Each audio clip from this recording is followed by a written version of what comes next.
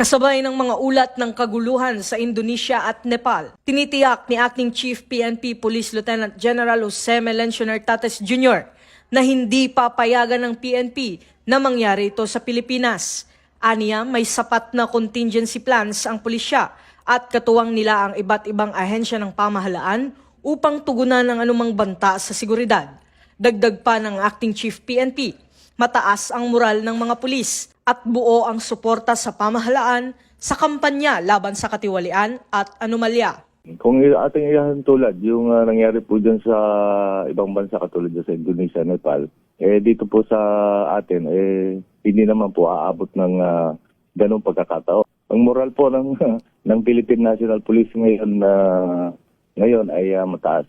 High moral po ang ating PNP. Wala po tayong nakikitang ganyang problema, lalo na ako po yung namumuno dito.